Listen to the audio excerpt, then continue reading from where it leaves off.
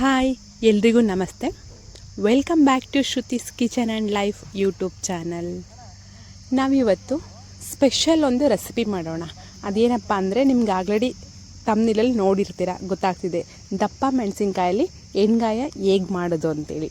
Taste ಮಾತ್ರ ತುಂಬ ಚೆನ್ನಾಗಿ ಬರುತ್ತೆ, ಹೋಟೆಲ್ ಸ್ಟೈಲ್ಗಿಂತ ತುಂಬ ಚೆನ್ನಾಗಿರುತ್ತೆ. ಮೊದಲಿಗೆ ನಾನು 400 ಗ್ರಾಮಷ್ಟು ದಪ್ಪ ಮೆಣಸಿನ್ಕಾಯಿ ತೊಗೊಂಡು ನೀಟಾಗಿ ವಾಶ್ ಮಾಡ್ತಾಯಿದ್ದೀನಿ.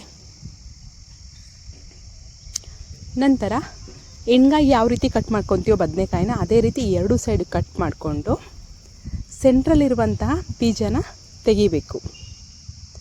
ಆ ಬೀಜ ತಿನ್ನಬೇಕಾದ್ರೆ ಬಾಯಿ ಸಿಗುತ್ತೆ ಮತ್ತು ಮಕ್ಕಳಿಗೆ ಸ್ವಲ್ಪ ಸ್ಪೈಸಿ ಅಂತ ಫೀಲ್ ಮಾಡ್ತಾರೆ.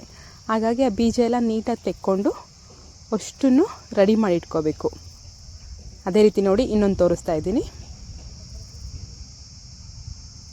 ಸ್ವಲ್ಪ ರಿಸ್ಕಿ ಆಗುತ್ತೆ, ಬಟ್ ಆದರೂ ನೀಟಾಗಿ ತಗೊಳ್ಳಿ. ಬೀಜ ಎಲ್ಲ ತೆಗೀರಿ.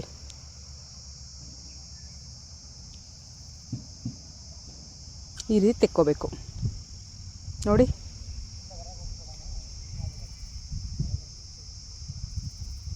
ಈಗ ಅಷ್ಟು ಮೆಣಸಿನಕಾಯಿನ ಬೀಜ ತೆಕ್ಕೊಂಡಾಯಿತು. ಇದಕ್ಕೆ ನಾವೀಗ ಮಸಾಲೆನ ಹೇಗೆ ಮಾಡೋದು ಅಂತೇಳಿ ರೆಡಿ ಮಾಡ್ಕೊಳ್ಳೋಣ. ಮಸಾಲೆಗೆ ಮೊದಲು ರೆಡಿ ಮಾಡ್ಕೊಳ್ಳೋಣ. ಅದಕ್ಕೆ ಒಂದು 2 ಟೇಬಲ್ ಸ್ಪೂನ್ ಆಗೋಷ್ಟು ಕಡಲೆ ಬೀಜ ತೊಗೊಂಡಿದ್ದೀನಿ. ತೊಗೊಂಡು ಚೆನ್ನಾಗಿ ಅದನ್ನು ರೋಸ್ಟ್ ಮಾಡ್ಕೋಬೇಕು. ಅದನ್ನು ಸೈಡಿಗೆ ಎತ್ತಿಕ್ಕೋಬೇಕು. ನಂತರ ಒಂದು ಮಿಕ್ಸಿ ಜಾರ್ ತೊಗೊಂಡು ಅದಕ್ಕೆ ಒಂದು 2 ಇಂಚಷ್ಟು ಶುಂಠಿ, ಸ್ವಲ್ಪ ತೊಳೆದಿರೋಂಥ ಕೊತ್ತಂಬರಿ ಸೊಪ್ಪು, 1 ಟೊಮೊಟೊ ಹಾಕ್ತಾಯಿದ್ದೀನಿ ನಾನು, 1 ಈರುಳ್ಳಿ, 1 ಗೆಡ್ಡೆಯಷ್ಟು ಬೆಳ್ಳುಳ್ಳಿ,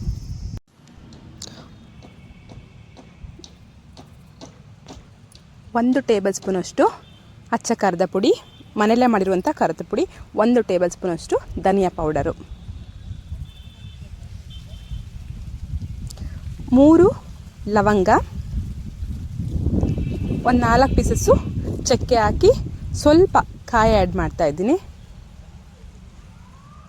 ಸ್ವಲ್ಪ ನೀರು ಆ್ಯಡ್ ಮಾಡಿಬಿಟ್ಟು ಹುರಿದಿಟ್ಕೊಂಡಿರುವಂಥ ಕಡಲೆ ಬೀಜ ಆ್ಯಡ್ ಮಾಡ್ತಿದ್ದೀನಿ. ಅಷ್ಟನ್ನು ಈಗ ಗ್ರೈಂಡ್ ಮಾಡ್ಕೊಂಬರೋಣ. ಸೊ ಗ್ರೈಂಡ್ ಆಯಿತು. ಅದಕ್ಕೆ ಸ್ವಲ್ಪ ಉಪ್ಪನ್ನು ಹಾಕ್ಬಿಟ್ಟು ಚೆನ್ನಾಗಿ ಮಿಕ್ಸ್ ಮಾಡಬೇಕು. ಬೇಕು ಅನ್ನೋರು ಖಾರ ಮಸಾಲ ರುಬ್ಬಬೇಕಾದ್ರೇ ಹಾಕ್ಕೊಳ್ತಾರೆ. ಸೊ ನಾನು ರುಬ್ಕೊಂಡು ಆದಮೇಲೆ ಅದಕ್ಕೆ ಆ್ಯಡ್ ಮಾಡ್ತಾಯಿದ್ದೀನಿ.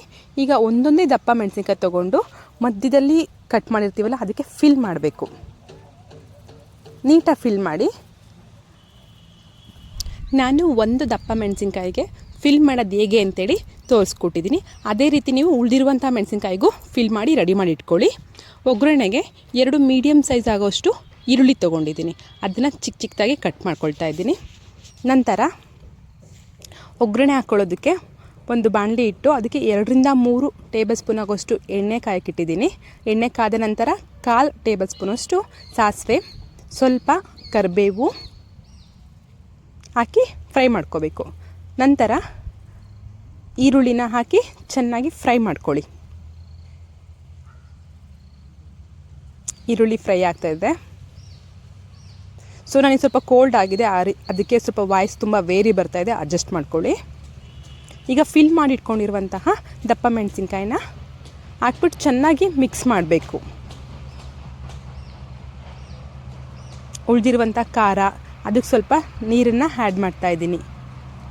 ಗಟ್ಟಿ ಬೇಕು ಅನ್ನೋರು ನೀರಿನ ಪ್ರಮಾಣನ ಕಮ್ಮಿ ಹಾಕ್ಕೊಳ್ರಿ. ನೀಟಾಗಿ ಬೇಯಲಿ ಅನ್ನೋರು 1/4 ಲೋಟದಿಂದ 1 ಗ್ಲಾಸಸ್ ನೀರು ಹಾಕ್ಕೊಳ್ಳಿ. ಅದು ಬೆಂದಾದಮೇಲೆ ನೀರೆಲ್ಲ ಕಮ್ಮಿ ಆಗುತ್ತೆ. ಸೊ ಟೇಸ್ಟ್ ತುಂಬ ಚೆನ್ನಾಗಿರುತ್ತೆ. ಮಸಾಲೆಯಲ್ಲಿ ಚೆನ್ನಾಗಿ ಫ್ರೈ ಆಗಲಿ. ನೋಡಿ ಮಸಾಲೆಯಲ್ಲಿ ಎಣ್ಣೆ ಬಿಟ್ಕೊತಾ ಇದೆ. ಸೊ ಕ್ಯಾಪ್ಸಿಕಮ್ ಎಣ್ಗಾಯಿ ರೆಡಿ ಆಗ್ತಾಯಿದೆ. ತುಂಬ ಚೆನ್ನಾಗಿ ಕಾಣಿಸ್ತಾ ಇದೆ ನೋಡೋದಕ್ಕೆ. ಇದು ಕ್ಯಾಪ್ಸಿಕಮ್ ಎಣ್ಗಾಯಿ ಬಂದ್ಬಿಟ್ಟು ಚಪಾತಿ, ಪೂರಿ, ರೊಟ್ಟಿ ಎಲ್ಲ ಥರದ ಐಟಮ್ಸ್ಗೂ ಬೆಸ್ಟ್ ಕಾಂಬಿನೇಷನ್ ಆಗಿರುತ್ತೆ. ಅನ್ನಕ್ಕೂ ಸಹ ತುಂಬ ಚೆನ್ನಾಗಿರುತ್ತೆ. ನಮಗೆ ಇಷ್ಟ ಆಗುತ್ತೆ ಅಂತೇಳಿ ಲಾಸ್ಟಿಗೆ ಸ್ವಲ್ಪ ತೆಂಗಿನ ತುರಿನ ಆ್ಯಡ್ ಮಾಡ್ತಾಯಿದ್ದೀನಿ. ಬೇಡ ಅನ್ನೋರು ಸ್ಕಿಪ್ ಮಾಡಿ. ಸೊ ಯಾವ ರೀತಿ ಬಂದಿದೆ ಅಂತೇಳಿ ನೀವೇ ನೋಡಿ. ತುಂಬಾ ಚೆನ್ನಾಗಿದೆ. ಎಲ್ಲರೂ ಒಂದು ಸಾರಿ ಟ್ರೈ ಮಾಡಿ ನೋಡಿ. ಎಲ್ಲರೂ ಬದನೆಕಾಯಲ್ಲಿ ಎಣ್ಗಾಯಿ ಮಾಡ್ಕೊಂಡು ತಿಂದಿರ್ತೀರ. ಈ ರೀತಿ ಕ್ಯಾಪ್ಸಿಕಮಲ್ಲಿ ಎಣ್ಗಾಯಿ ಮಾಡ್ಕೊಂಡು ತಿನ್ನಿ, ತುಂಬ ಚೆನ್ನಾಗಿರುತ್ತೆ. ಮೆಣಸಿನ್ಕಾಯಿ ಬಂದ್ಬಿಟ್ಟು ಸ್ವಲ್ಪ ಚಿಕ್ಕ ತೊಗೊಳ್ಳಿ, ಮೀಡಿಯಮ್ ಸೈಜಲ್ಲಿ. ದಪ್ಪ ತೊಗೊಂಡ್ರೆ ಅಷ್ಟು ಚೆನ್ನಾಗಿರೋದಿಲ್ಲ. ಈ ರೀತಿ ಎಣ್ಗಾಯಿ ಮಾಡೋದಕ್ಕೆ ಆಗೋದಿಲ್ಲ. ಸೊ ನಮ್ಮ ಚಾನಲ್ನ ಲೈಕ್ ಮಾಡಿ, ಶೇರ್ ಮಾಡಿ, ಕಮೆಂಟ್ ಮಾಡಿ. ಇದೇ ರೀತಿ ಸಪೋರ್ಟ್ ಮಾಡ್ತಾಯಿರ್ರಿ. ಹೊಸ ಹೊಸ ವೀಡಿಯೋಸ್ ಬರ್ತಾ ಇರುತ್ತೆ. Thank you for watching my video.